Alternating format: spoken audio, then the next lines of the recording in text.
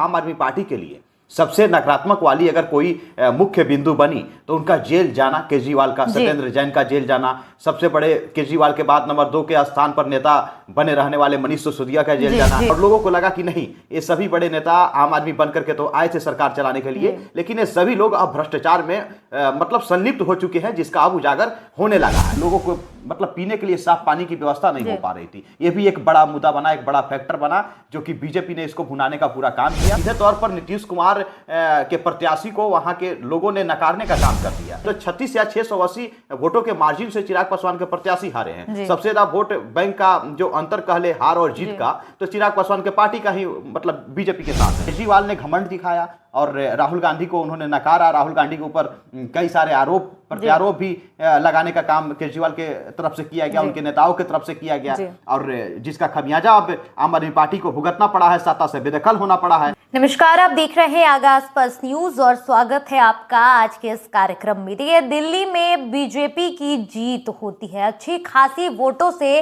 BJP 27 साल बाद दिल्ली की सत्ता में एक बार फिर से वापस आ गई है। ऐसे में आखिर चूक कहां रह गई आप पार्टी की तरफ से या फिर अन्य पार्टियों की बात कर ले। साथ ही जो बिहार की 2 सीटें गई थी, यानी कि जदयू को 1 सीट मिली थी और लोक जनशक्ति पार्टी रामविलास चिराग पासवान के पार्टी पर भी भरोसा जताया गया था। एनडीए की तरफ से 1 सीट मिली थी, लेकिन दोनों सीट पर हार हो जाती है। तो आखिर कहां चूक रह गई, इन तमाम मुद्दों पर बातचीत करेंगे। हमारे साथ हमारे सहयोगी संजीव है।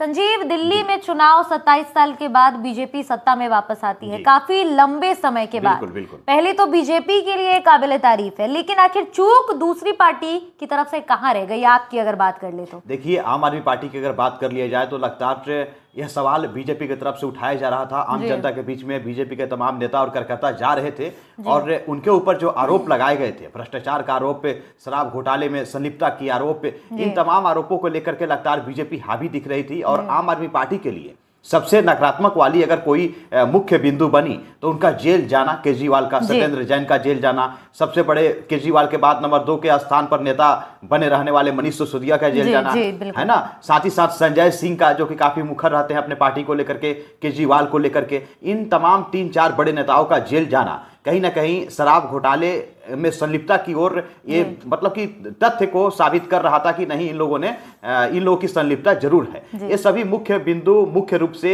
इनके लिए नकारात्मक एनर्जी की काम की, और लोगों को लगा कि नहीं, ये सभी बड़े नेता आम आदमी बनकर के तो आए थे सरकार चलाने के लिए, लेकिन ये सभी लोग अब भ्रष्टाचार में मतलब संलिप्त हो चुके हैं, जिसका अब उजागर होने लगा है। और बीजेपी लगातार इन तमाम मुद्दों को लेकर के लोगों के बीच जा रही थी, भुनाने की कोशिश कर रही थी कि देखिए, अब केजरीवाल की पहले जैसी छवि अब नहीं रही। शराब घोटाले में वो संलिप्त है, लगातार अन्ना हजारे आंदोलन की बात कर रहे थे, लगातार गांधी के रास्ते पर चलने की बात कर रहे थे, और अब शराब का ठेका देने में उनका अब जो है संलिप्त पाई गई है, जिसके वजह से उनको जेल भी जाना पड़ा। ये तमाम मुद्दे थे। लगातार यमुना की पानी को लेकर के बात कर ले, या जो दलित बस्तियों में, जो झुग्गी बस्तियों में जो पानी की सप्लाई हुआ करती थी, बहुत ऐसे मोहल्ला थे जहां पर लोगों को मतलब पीने के लिए साफ पानी की व्यवस्था नहीं हो पा रही थी। ये भी एक बड़ा मुद्दा बना, एक बड़ा फैक्टर बना, जो कि बीजेपी ने इसको भुनाने का पूरा काम किया। और केजरीवाल के लिए यह है कि नकारात्मक संदेश लेकर के लोगों तक मतलब कि बीजेपी ने पहुंचाने का काम किया, और केजरीवाल के लिए यह सबसे मतलब कि माइनस पॉइंट बना, जिसका नतीजा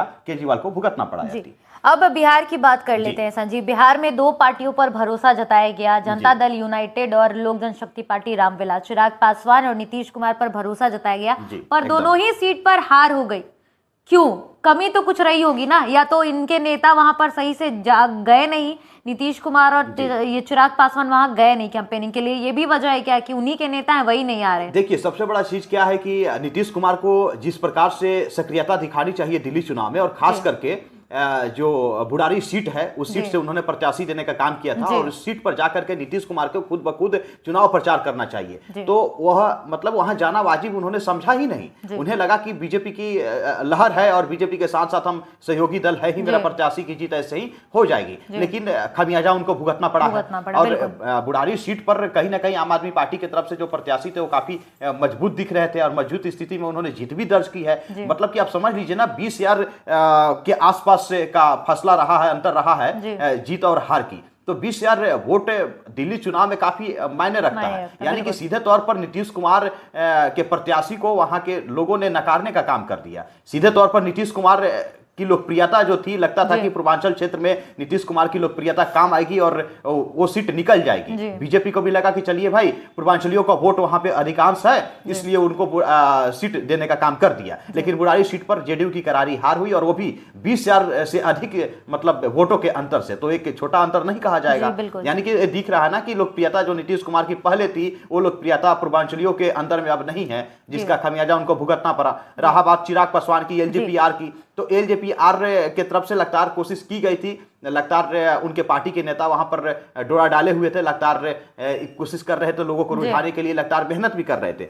लेकिन चिराग पासवान की पार्टी के जो प्रत्याशी थे, उनकी भी करारी हार हुई। और जब आंकड़ा आप देखिएगा ना दोनों पार्टियों की, तो सबसे अधिक तो मतलब कि जो देवली सीट थी, तो 36 या 680 वोटों के मार्जिन से चिराग पासवान के प्रत्याशी हारे हैं। सबसे ज्यादा वोट बैंक का जो अंतर कहले हार और जीत का, तो चिराग पासवान के पार्टी का ही मतलब बीजेपी के साथ है। तो मतलब कि एक 36,680 वोटों से उस प्रत्याशी की हार होना, यह दिखाता है ना कि वहां पर चिराग पासवान की लोकप्रियता भी काम नहीं आई। चिराग पासवान को जो मेहनत करना चाहिए, लोगों से जाकर के जुड़ने की कोशिश करना चाहिए, चिराग पासवान भी नहीं कर पाए। अपने नेताओं को भेज दिया उन्होंने, है ना, लेकिन वो हो नहीं पाया ठीक ढंग से। वहां पर कोऑर्डिनेशन नहीं बन पाया बीजेपी के नेताओं के साथ, क्योंकि सहयोगी दल बीजेपी ही थी, सबसे बड़ी पार्टी थी वहां पर। तो बीजेपी के नेताओं के साथ जिस प्रकार से कोऑर्डिनेशन बना करके और उस क्षेत्र में जाकर के नेताओं को प्रचार करनी चाहिए थी गठबंधन में, उस प्रकार से प्रचार हुआ ही नहीं। चिराग पासवान भले ही टिकट देने का काम उन्होंने कर दिया, लेकिन जो मेहनत करना चाहिए था, वो मेहनत उनके नहीं किसी नेताओं की तरफ से किया गया,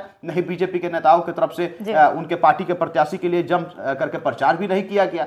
जिसका हार है, जिसका खमियाजा है कि चिराग पासवान के पार्टी के प्रत्याशी को भुगतना पड़ा। और सबसे ज्यादा बदनामी तो इसमें चिराग पासवान के चेहरा की हो रही है, नीतीश कुमार के चेहरा की हो रही है, क्योंकि एक एक सीट का मिलना और एक एक सीट भी खो देना, हार जाना, कहीं ना कहीं दोनों के अब लोकप्रियता और छवि पर सवाल जरूर उठाता है। जीतन राम मांझी की बात कर लेते संजीव, वो भी मुंह फुलाए बैठे थे, उनको भी सीट चाहिए थी। तो क्या सही में बीजेपी उनको सीट ना दे करके अच्छा काम की? दोनों पर तो भरोसा जता करके देख लिया, दोनों जगह हार हुई। अगर एक सीट और हार जाते तो नुकसान किसका होता? बीजेपी का ही होता। जाहिर तौर पर अभी का जो चुनाव परिणाम आया है और चुनाव परिणाम के जो नतीजे आए हैं, उसमें नीतीश कुमार के पार्टी के प्रत्याशी की हार होना, चिराग पासवान के पार्टी के प्रत्याशी का हार होना, सीधे तौर पर यह दिखा रहा है कि बीजेपी ने काफी मतलब कि बीजेपी ने तो काफी अच्छा प्रदर्शन किया ही है, लेकिन सहयोगी दल के प्रत्याशियों की हार होना, और यह दिखा रहा है अब कि बीजेपी ने काफी सोच समझ करके वहां पर अपने रणनीति को उतारने का काम भी किया, और जीतन राम मांझी को सीट न दे करके अपने गठबंधन का हिस्सा वहां पर न बना करके काफी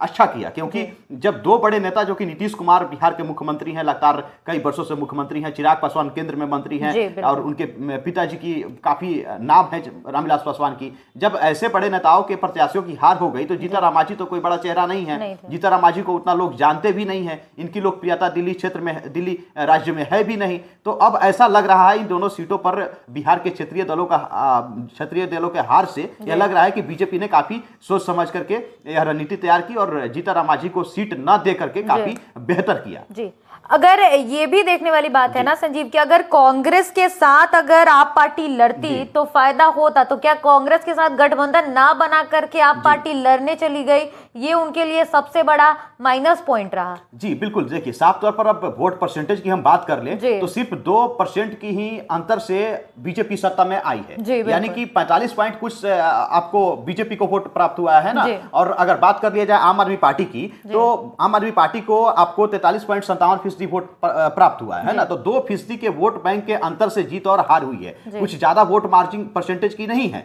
और कांटे की टक्कर तो बिल्कुल मानी जाएगी, है ना। भले ही 22 सीटों पर आम आदमी पार्टी सिमट गई, लेकिन टक्कर कांटे की रही है, क्योंकि 2% का ही सिर्फ और सिर्फ अंतर दिख रहा है। रही बात कांग्रेस की, तो केजरीवाल ने अपना घमंड दिखाया, केजरीवाल झुकने का काम उन्होंने नहीं किया, जिसका खमियाजा अब उनके पार्टी को भुगतना पड़ा और सत्ता से बेदखल हो गए, है ना। अगर कांग्रेस का अगर वो साथ लेकर के लड़ने का काम किए रहते तो इस चुनाव की अगर बात कर ली जाए तो 6.40 यानी कि 6.40% कांग्रेस को वोट प्राप्त हुआ है। अगर आम आदमी पार्टी के मिले हुए वोट प्रतिशत को और कांग्रेस के मिले हुए वोट प्रतिशत को हम जोड़ दें तो लगभग ये तो मतलब कि 50% हो रहा है, जो कि बीजेपी से लगभग 4.5% अधिक हो जाता। तो जीत हर एक सीटों पर कहीं ना कहीं बिल्कुल आम आदमी पार्टी के प्रत्याशी या फिर गठबंधन से जो कांग्रेस के प्रत्याशी रहते उनकी बिल्कुल साफ तौर पर होती। तो केजरीवाल ने गलत फैसला किया और मतलब कि चुनाव से ठीक पहले ही ऐलान कर दिया कि आम आदमी पार्टी हमारी पार्टी अकेले लड़ेगी। और कांग्रेस की तरफ से तो बार बार उनके नेता कोशिश कर रहे थे कि हम गठबंधन में चुनाव लड़े, क्योंकि कांग्रेस पार्टी के तमाम नेताओं को पता था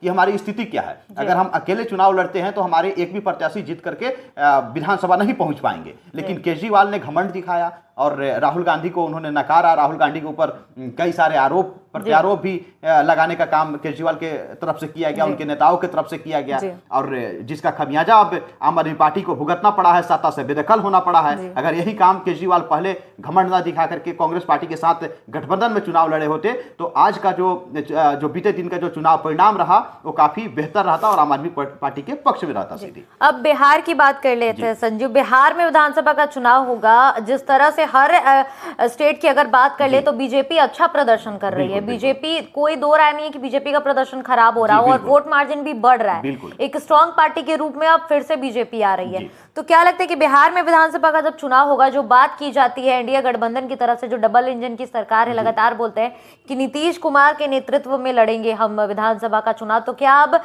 बीजेपी ही फर्स्ट प्रायोरिटी में आएगी और जदयू सेकंड में? क्या बड़े भाई के तौर पर अब बीजेपी देखी जा सकती है बिहार में? जी हाँ, बिल्कुल। देखिए, बीजेपी में मतलब कि दिल्ली में बीजेपी की जीत से बीजेपी के तमाम कार्यकर्ता हो या फिर तमाम नेता हो, उनके अंदर एक उत्साह फिर से, एक नई ऊर्जा फिर से जरूर पैदा हुई है, और जिसका खमियाजा यहाँ के विपक्षी पार्टियों को भी सता रही है। जो एनडीए गठबंधन के तमाम जो सहयोगी दल हैं वो अब खुल करके दावा नहीं कर पाएंगे, खुलकर नहीं बोल पाएंगे, क्योंकि बीजेपी ने यह साबित कर दिया है कि हमारी लोकप्रियता दिन दोगुनी और रात चौगुनी बढ़ रही है। जिसका कारण रहा है कि दिल्ली में लोगों ने हमें नकारा नहीं, हमें सत्ता में बैठाने का काम किया। इससे यह साफ संदेश जा रहा है देश की जनता के बीच में कि हाँ, बीजेपी अभी मजबूत स्थिति में है। और मतलब कि लोग जो है, क्योंकि दिल्ली ऐसा राजधानी है ना जहां पे हर एक राज्य के लोग रहते हैं और वहां पर वोटर्स हैं, चाहे यूपी, बिहार या अनेक राज्यों की हम क्यों ना बात कर ले, तो उन लोगों ने बीजेपी को सत्ता में बैठाकर यह साबित किया है कि बीजेपी ही सबसे बेहतर है फिलहाल के लिए।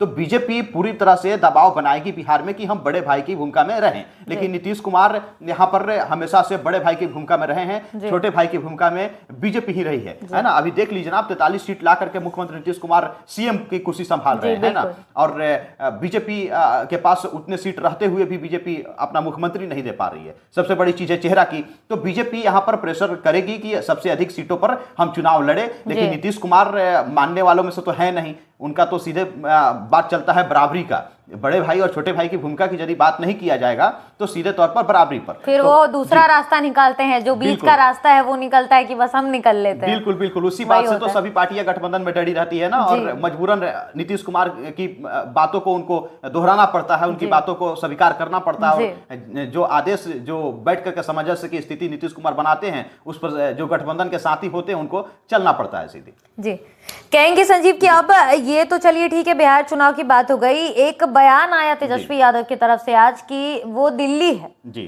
ये बिहार है, यहाँ समझना पड़ेगा। बिल्कुल, तो क्या कहना क्या चाह रहे हैं वो? देखिए, तेजस्वी यादव ने आज बयान देकर के यह सीधे तौर पर जातीय समीकरण को साधने का काम किया है ना। और बिहार की अगर जातीय समीकरण आप देखिएगा तो सबसे अधिक यादव की वोट बैंक है, और बिहार में निर्णायक भूमिका में यादव हमेशा से रहते हैं कि किसकी सरकार बनानी है, हमें किसे जितानी है, किस सीट पर किसे हरानी है। क्योंकि हर एक विधानसभा क्षेत्र में यादव की संख्या 5%, 8%, 10% बिल्कुल है, जिससे मतलब ये नहीं कह सकते कि किसी भी विधानसभा क्षेत्र में यादव की संख्या नहीं है। तो यह सीधे तौर पर निर्णायक भूमिका में बिहार की राजनीति में साबित होते रहे हैं। इसलिए तेजस्वी यादव ने यह आगाह किया है, यह संदेश देने का काम किया है कि दिल्ली वाली आप जो संघर्ष और जो गाथा गाने का काम कर रहे हैं वो बिहार में चलने वाला नहीं है ना। बिहार में हम मजबूत स्थिति में हैं, इसलिए बिहार को आपको समझना होगा, यानी कि जातीय समीकरण को समझना होगा। और तेजस्वी यादव फिलहाल की स्थिति में मजबूत भी है ना। जब जनसंख्या का जो रिपोर्ट आया था जातिगत जनगणना का, तो उसमें सबसे अधिक यादव की ही संख्या बताई गई थी। हालांकि है भी, अगर सही मायने में देखा जाए तो, है ना।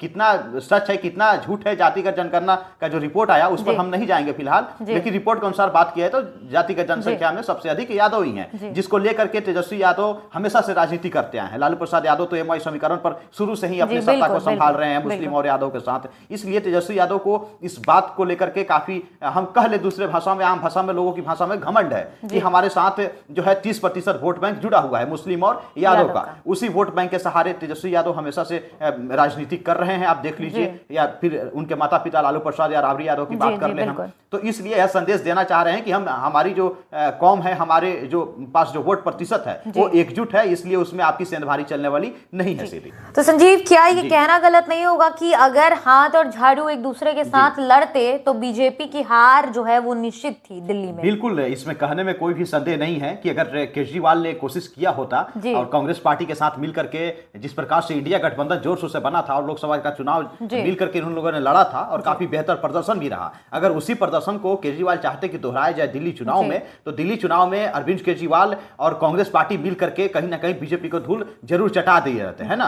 अगर वोट प्रतिशत की हम बात कर ले तो सिर्फ और सिर्फ 45.54% के आसपास से भाजपा को वोट प्रतिशत प्राप्त हुआ है। अगर हम केजरीवाल की पार्टी, आम आदमी पार्टी की बात कर ले तो 43.5% उनको भी वोट प्राप्त हुआ है। अगर कांग्रेस पार्टी की हम बात कर ले तो 6.40% के आसपास कांग्रेस पार्टी को मतलब कि वोट प्रतिशत प्राप्त हुआ। अगर आम आदमी पार्टी को जो वोट प्रतिशत मिला है उसको और कांग्रेस पार्टी की वोट प्रतिशत को हम मिला देते हैं यदि, तो कहीं ना कहीं 50 का आंकड़ा पहुंच जाता है और बीजेपी को 45.5% ही वोट प्रतिशत प्राप्त हुए हैं। तो कहीं ना कहीं सीधे तौर पर 4.5 और 5% का वोट का आंकड़ा एक बड़ा मायने रखता, और जो चुनाव परिणाम दिल्ली के आए हैं शायद वो चुनाव परिणाम नहीं होता और सीधे तौर पर कहीं ना कहीं आम आदमी पार्टी की सरकार फिर से सत्ता में वापसी आपको दिख रही होती करते हुए, है ना। अगर बात कर लिया जाए कांग्रेस की, तो कांग्रेस पार्टी ने छोटा मोटा नुकसान आम आदमी पार्टी को नहीं पहुंचाया। आप देख लीजिए तो लगभग 15 से 20 ऐसे सीट हैं जिस सीट पर मतलब कि बीजेपी की प्रत्याशी की अगर जीत हुई है तो 2,2500-3,000 वोटों से, है ना, 7,000-8,000 वोटों से, वहां पर आप देखिए कांग्रेस को उससे ज्यादा वोट प्राप्त हुआ है। तो जो वोट प्रतिशत है अगर उसको आम आदमी पार्टी में अगर ट्रांसफर कर दिया गया रहता तो कहीं ना कहीं बीजेपी की सीधे तौर पर, निश्चित तौर पर जरूर हार हुई रहती। और जो 22 सीट लेकर के केजरीवाल फिलहाल दिल्ली की विपक्षी की भूमिका में आप बैठे हुए हैं, वो उसमें सीटों में कहीं ना कहीं इजाफा देखने को जरूर मिली होती यति। धन्यवाद संजीव। तो देखिए, दिल्ली की सियासत गर्मा गई है और इसकी जो हवा है वो अब बिहार तक पहुंचेगी, क्योंकि बिहार में भी अब विधानसभा का चुनाव है। दिल्ली में बीजेपी एक बार फिर से 27 सालों के बाद सत्ता में आ चुकी है और इसका खामियाजा न सिर्फ आप पार्टी को भुगतना पड़ रहा है बल्कि कांग्रेस भी इसमें साथ है। अगर दोनों पार्टी एक दूसरे के साथ लड़ती तो आज समीकरण वहां के अलग होते, शायद एक बार फिर से दिल्ली में आपकी सरकार होती। खैर, ये सोचने वाली बात है कि आखिर कमी कहां रह गई। आपको हमारा ये कार्यक्रम कैसे लगता है, आप हमारे कमेंट सेक्शन में जरूर बताइएगा। फिलहाल इस खबर में इतना ही। धन्यवाद।